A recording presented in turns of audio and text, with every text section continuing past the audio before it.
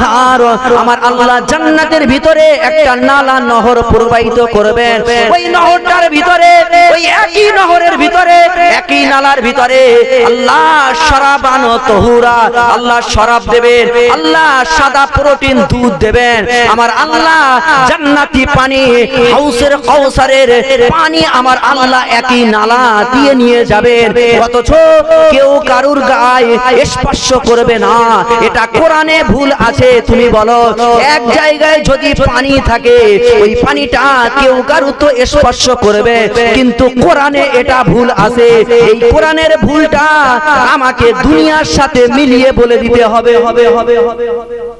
জান্নাতীরা জান্নাতের ভিতরে যে পানিটা খাবে, নালা যাবে একটা নহর, ওই নহরের ভিতরে দুধ থাকবে। কি থাকবে? জোরে বলেন।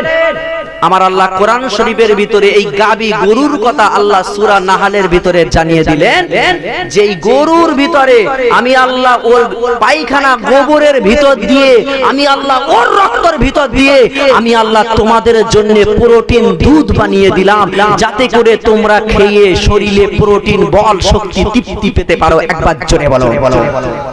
কিন্তু আমাদের ভারতে আজকে কি হচ্ছে ভাই?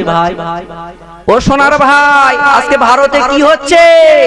এই প্রোটিন দুধ বাদ দিয়ে খাচ্ছে কি? গরুর, জোরে বলে, খাচ্ছে গরুর মুখ আর গরুর গোবর খেয়ে এরাই বলছে আমরা এক নম্বর।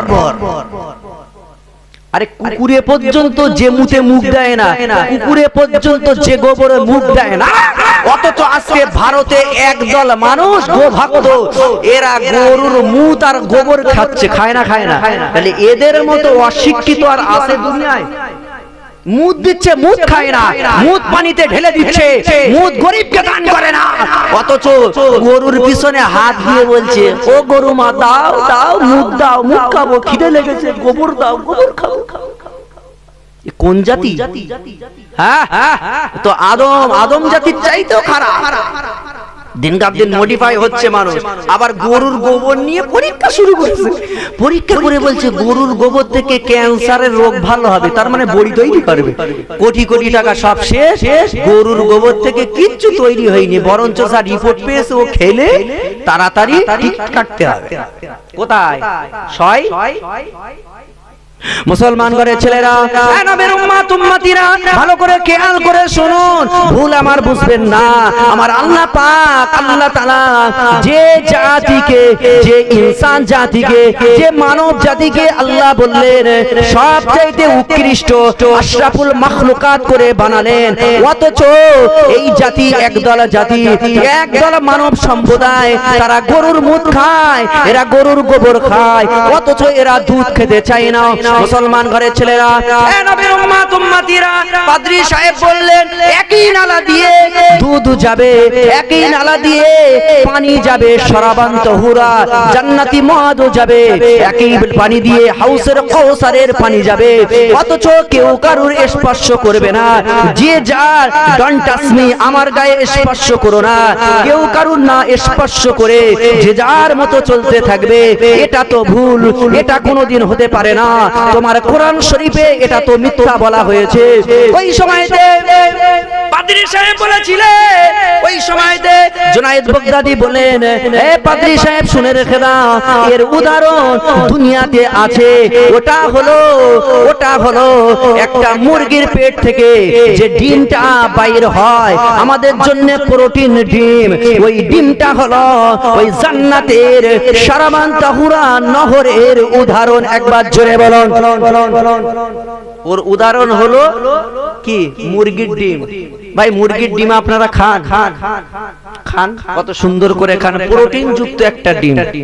এখন ওরা খায় কি আমি বলতে পারবো না, হয়তো মুরগির ওরা পায়খানা পর্যন্ত খায়, আমার মনে হয় ওরা ডিম ভালো জিনিস তো খায় না।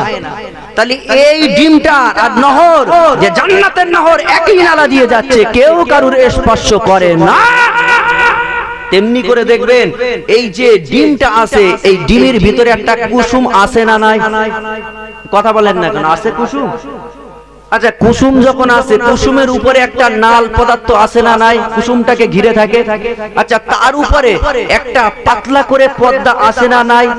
আচ্ছা, তার উপরে একটা শক্ত যে উপরের ভাগটা আছে না নাই? কটা ভাগ আছে?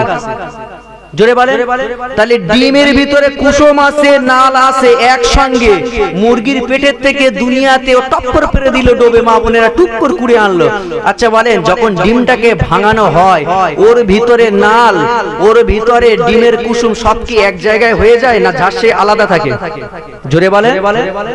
পাদ্রী সাহেব, যেমন ডিমটা ঝাঁসে আলাদা থাকে, কুসুম ওর সঙ্গে স্পর্শ করতে পারে না, আমার আল্লাহ জান্নাতের পানি ওই রকম রেখেছে, কেউ কারোর সঙ্গে স্পর্শ করবে না, জান্নাতীরা যেটা মন হবে সেটা পান করবে। একবার জোরে বলুন। পাদ্রী সাহেব বলছে অবস্থা তো খুব খারাপ, এ তো দুটো ফের উত্তর দিয়েছে। নাম্বার 3, ক নাম্বার? নাম্বার 3। এটা যদি না পারো তোমার কতল করে দেওয়া হবে। মুসলমান ঘরের ছেলেরা, নবীর উম্মত উম্মতিরা, ভালো করে খেয়াল করে শুনুন। পাদ্রী সাহেব বলেছিলেন, এই জুনায়েদ জুনায়েদ জুনায়েদ, শোনো শোনো, তুমি তো দুইটা প্রশ্নের উত্তর দিয়েছো, লাস্ট প্রশ্ন তুমি যদি উত্তর দিতে পারো তবে তোমাকে ছেড়ে দেওয়া হবে, আমার কথা দুরকম হবে না, আর যদি না উত্তর দিতে পারো তাহলে তোমাকে হত্যা করা হবে। ওই সময়তে জুনায়েদ বাগদাদী বলেছিলেন, এ পাদ্রী সাহেব, দুটো কেন তিনটে কেন, তুমি যতই প্রশ্ন করো আজকে আমি উত্তর দেব, কোনো টেনশন নাই।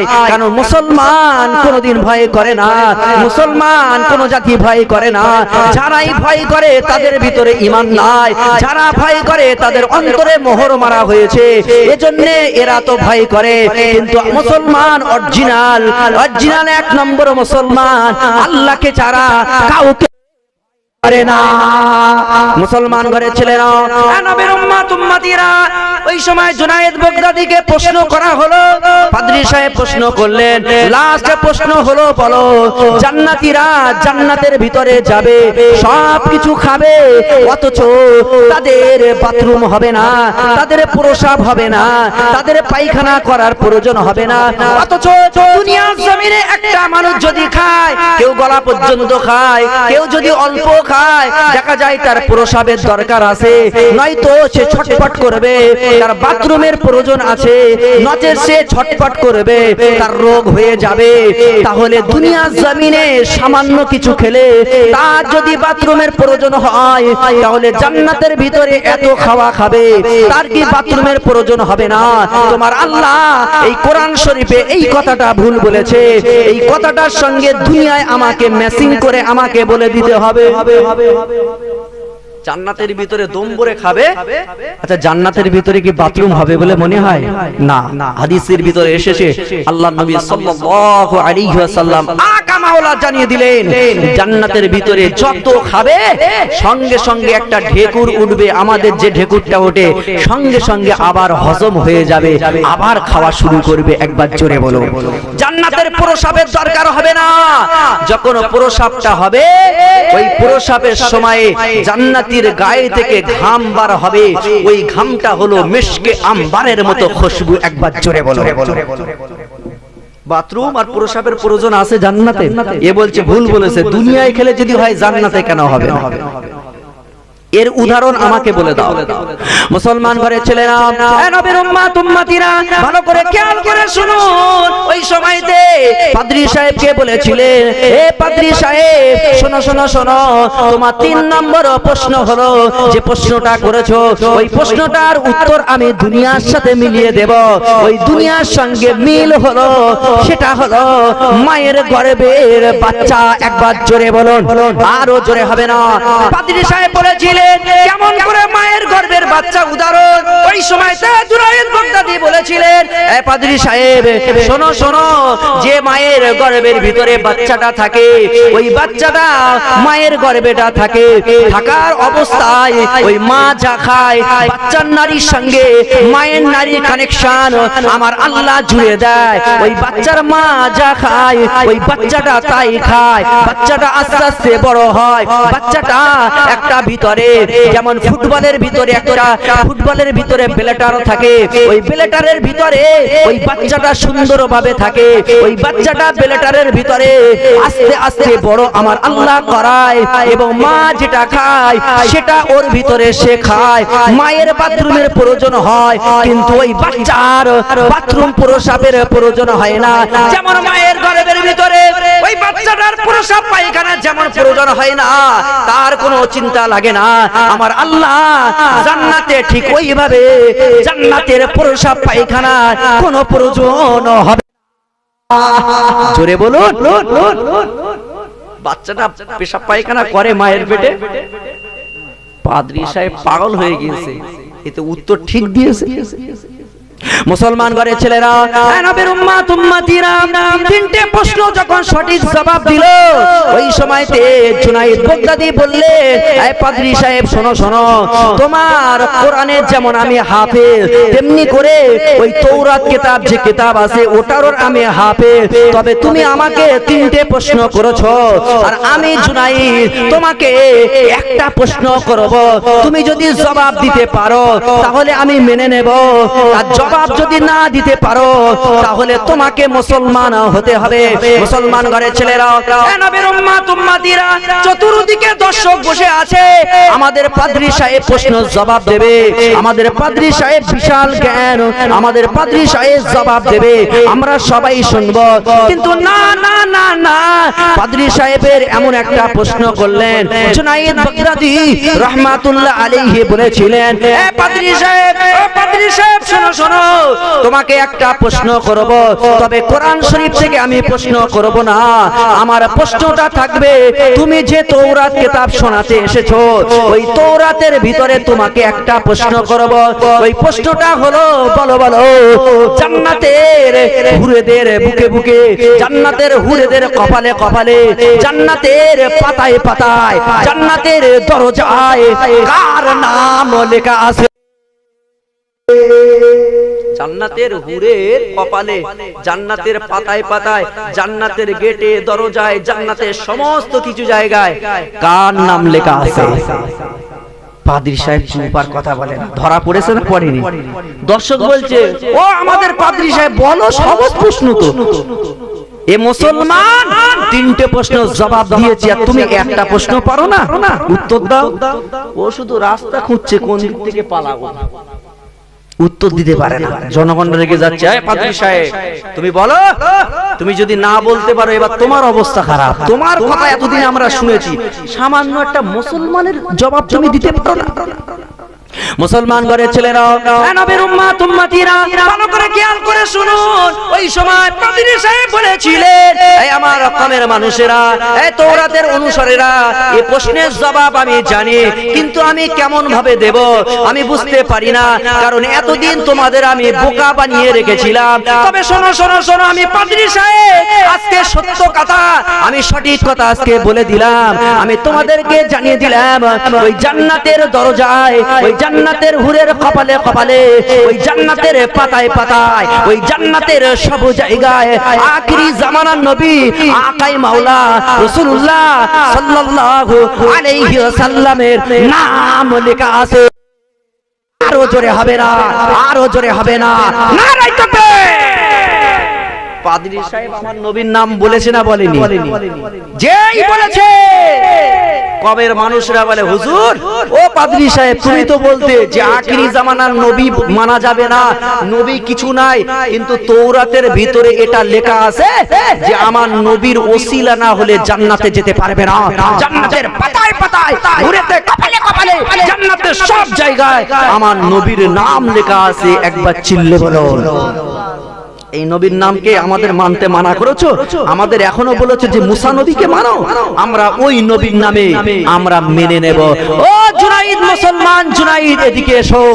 সেদিনকে ওই 140,000-এর অধিক গ্যালারিতে বসে থাকা ইয়ং যুবকেরা, বুড়োরা সবাই মিলিতভাবে জুনাইদ বাগদাদির হাতে হাত দিয়ে ইসলামের কলেমা পড়ে, ওই পাদ্রী সাহেবও কলেমা পড়ে মুসলমান হয়ে গিয়েছিলেন। একবার জোরে বলুন, আরো মহব্বত বলুন, মহাব্বতে দরুদ আল্লাহুম্মা সাল্লি আলা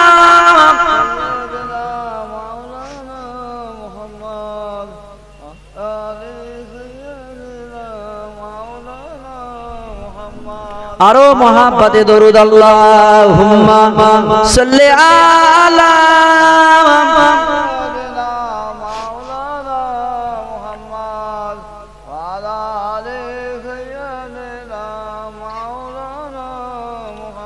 ইয়া নবী মুহাম্মদ ইয়া রাসূল মুহাম্মদ তুমি মোর শাফায়াত তুমি মোর শাফায়াত জোরে হবে না ইয়া নবী মুহাম্মদ ইয়া রাসূল মুহাম্মদ তুমি মোর শাফায়াত তুমি মোর শাফায়াত তুমি মোর শাফায়াত তুমি মোর শাফায়াত পেলে দিদার একটিবার তোমাকে খোদার কসম কলিজার খুন দিয়ে তখন ধোয়াবো তোমার কদম জোরে বলুন আরে যুবকেরা চিল্লে বলুন না একবার সুবহানাল্লাহ বললে আমার আল্লাহ ওই বান্দা বান্দির নামে আল্লাহ জান্নাতের ভিতরে একটি খেজুর গাছ আল্লাহ রোপণ করে দেয় একবার জোরে বলুন আরো চিল্লে হবে না নারে তাকবীর ইয়া নবী মুহাম্মদ ইয়া রাসূল মুহাম্মদ তুমি মোর শাফায়াত তুমি মোর শাফায়াত তুমি মোর শাফায়াত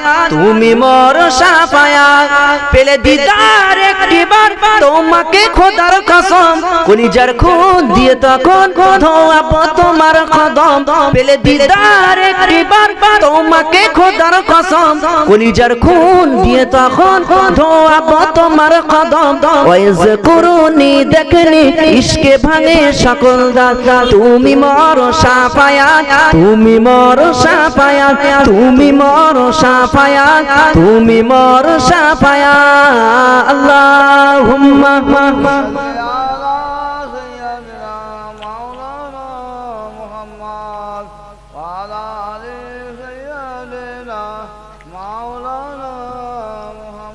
আমার আব্বা জানেরা সোনার মানিকেরা তাহলে সেদিনকে তিনটে প্রশ্ন জবাব দিয়েছিল বলে ওই সব ইহুদির দলেরা ইসলামের কলেমা পড়ে মুসলমান হয়ে গিয়েছিলেন একবার জোরে বলুন এই বাচ্চা মায়ের পেটের ভিতরে এই যে এক্সাম্পল যে একটা উদাহরণ দিয়েছিল এটা কিন্তু মারাত্মক উদাহরণ আছে না নাই আছে অথচ আমরা সেই মায়ের গর্ভে থেকে আজকে দুনিয়াতে এসেছি সেই মাকে আমরা ভাত দেই সেই মাকে আমরা ভাত দেই না আমি উঠেই একটা কোরআন শরীফের আয়াত বলেছিলাম মনে আছে সূরা রুম এই সূরা রুমের 21 নম্বর আয়াত আপনাদের সামনে আমি তেলাওয়াত করেছিলাম শুধু আল্লাহ পাকের শান মর্যাদার দিকে আমি একটু বলেছি আল্লাহ বললেন ওয়া মিন আয়াতিহি আন খালাকালাকুম মিন আনফুসিকুম আজওয়াজাল লিতাসকুনু ইলাইহা ওয়া জাআলা বাইনাকুম মাওয়াদ্দাতাম ওয়া রাহমা আল্লাহ যে এই জায়গায় আজওয়াজা ব্যবহার করেছেন আজওয়াজা মানে হলো জোড়া জোড়া আজওয়াজা মানে কি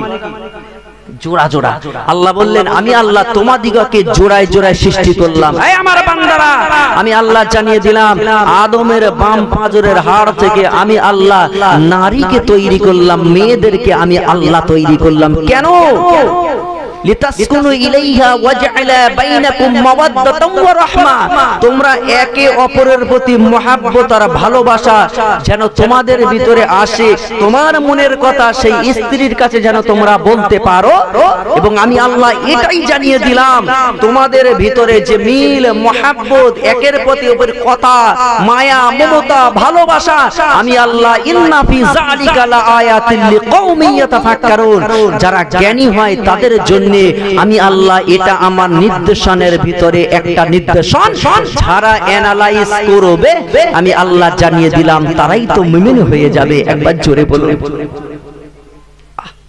মেয়েদেরকে আল্লাহ তৈরি করেছে কিন্তু সেই স্বামী স্ত্রী আজ আমাদের ভিতরে মিল মহব্বত আছে কথা বলেন না কেন মিল মহব্বত আছে শুধু মেয়েদের কথা বলতে বলতে একটু আসলাম যে মেয়েদের ভিতরে যে গুণ আছে ছেলেদের ভিতরে যে গুণ আছে উভয়ের গুণটাকে দুজনা আলাপ আলোচনার ভিতরে সেটাকে স্যাক্রিফাইস করতে হবে নিজেদের ভিতরে গোপনীয়তা রক্ষা করতে হবে না কিন্তু আমাদের স্বামী স্ত্রী যা জিনিস ভাই যদি স্বামী একটা কিচ্ছু আনতে দেরি করেছে এদিক বাড়িতে তৃতীয় বিশ্বযুদ্ধ শুরু হয়ে গেছে এ হয় না স্বামী আল্লাহ একই নালা দিয়ে নিয়ে যাবেন, অথচ কেউ কারুর গায়ে স্পর্শ করবে না। এটা কোরআনে ভুল আছে। তুমি বলো, এক জায়গায় যদি পানি থাকে ওই পানিটা কেউ কারু তো স্পর্শ করবে, কিন্তু কোরআনে এটা ভুল আছে। এই কোরআনের ভুলটা আমাকে দুনিয়ার সাথে মিলিয়ে বলে দিতে হবে।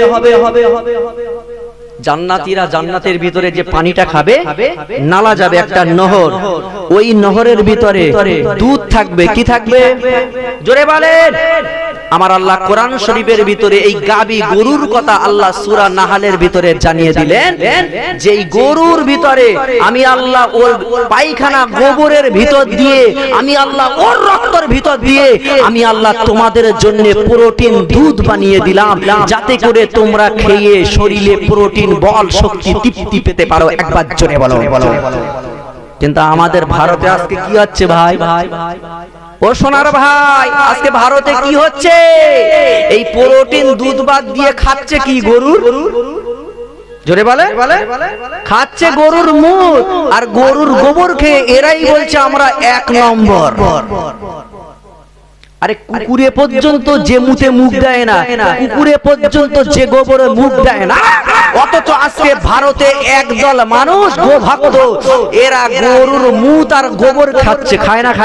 তাহলে এদের মতো অশিক্ষিত আর আছে দুনিয়ায়?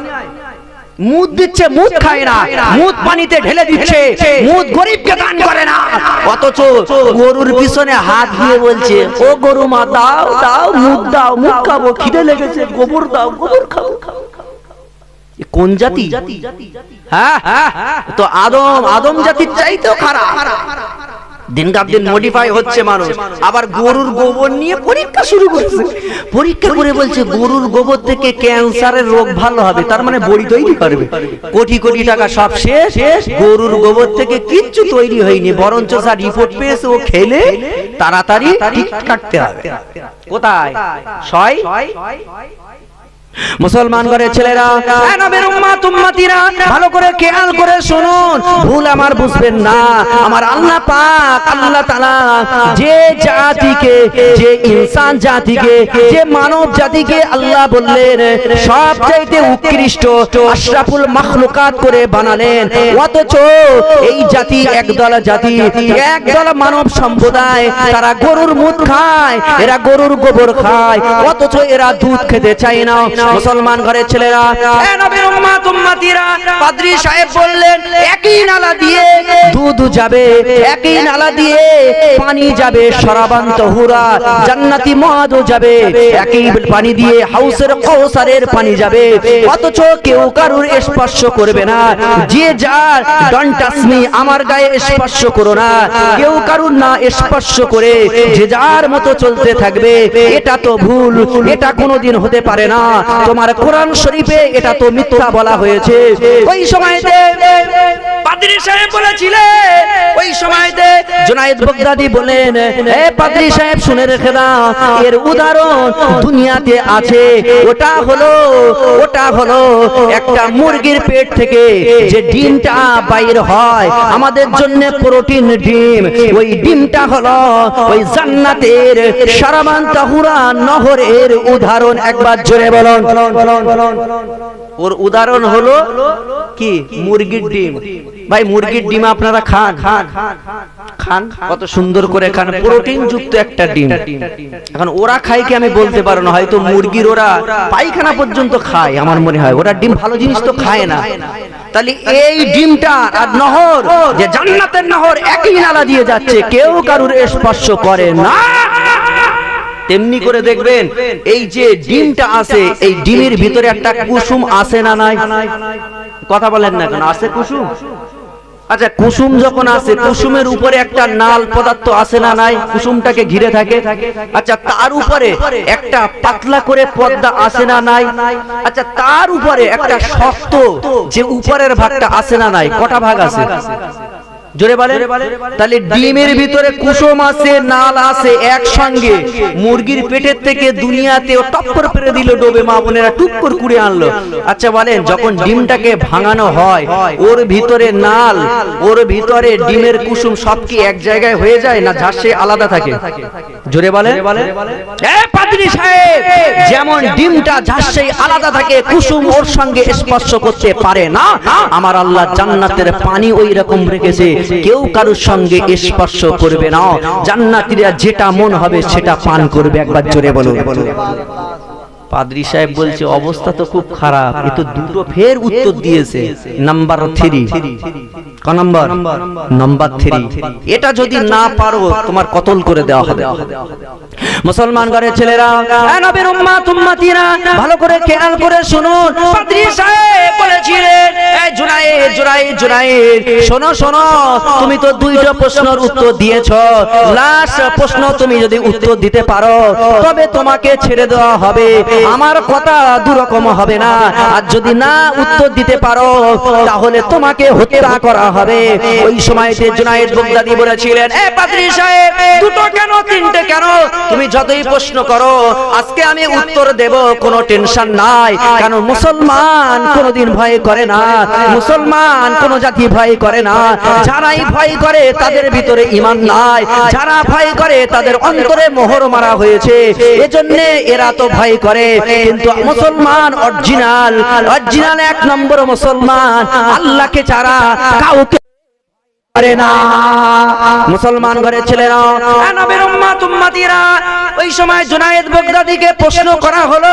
পাদ্রী সাহেব প্রশ্ন করলেন, লাস্ট প্রশ্ন হলো, বলো জান্নাতীরা জান্নাতের ভিতরে যাবে, সব কিছু খাবে, অথচ তাদের বাথরুম হবে না, তাদের প্রস্রাব হবে না, তাদের পায়খানা করার প্রয়োজন হবে না, অথচ দুনিয়ার জমিনে একটা মানুষ যদি খায়, কেউ গলা পর্যন্ত খায়, কেউ যদি অল্প খায়, দেখা যায় তার প্রস্রাবের দরকার আছে, নয়তো সে ছটফট করবে, তার বাথরুমের প্রয়োজন আছে, নচেত সে ছটফট করবে, তার রোগ হয়ে যাবে।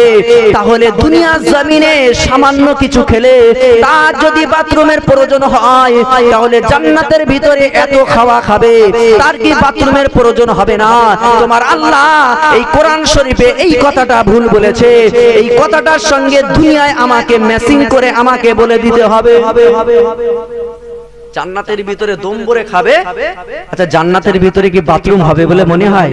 না, হাদিসের ভিতরে এসেছে, আল্লাহর নবী সাল্লাল্লাহু আলাইহি ওয়াসাল্লাম আকা মাওলা জানিয়ে দিলেন, জান্নাতের ভিতরে যত খাবে সঙ্গে সঙ্গে একটা ঢেকুর উঠবে, আমাদের যে ঢেকুরটা ওঠে সঙ্গে সঙ্গে আবার হজম হয়ে যাবে, আবার খাওয়া শুরু করবে। একবার জোরে বলো। জান্নাতের প্রস্রাবের দরকার হবে না, যখন প্রস্রাবটা হবে ওই প্রস্রাবের সময়ে জান্নাত গায়ে থেকে ঘাম বার হবে, ওই ঘামটা হলো মিশকে আম্বারের মতো খুশবু। একবার জোরে বলো। বাথরুম আর প্রস্রাবের প্রয়োজন আছে জান্নাতে? এ বলছে ভুল বলেছে, দুনিয়ায় খেলে যদি হয় জান্নাতে কেন হবে না? এর উদাহরণ আমাকে বলে দাও। মুসলমান ঘরের ছেলেরা, নবীর উম্মত উম্মতিরা, ভালো করে খেয়াল করে শুনুন। ওই সময়তে পাদ্রী সাহেবকে বলেছিলেন, এ পাদ্রী সাহেব, শোনো শোনো শোনো, তোমার 3 নম্বর প্রশ্ন হলো, যে প্রশ্নটা করেছো ওই প্রশ্নটার উত্তর আমি দুনিয়ার সাথে মিলিয়ে দেব, ওই দুনিয়ার সঙ্গে মিল হলো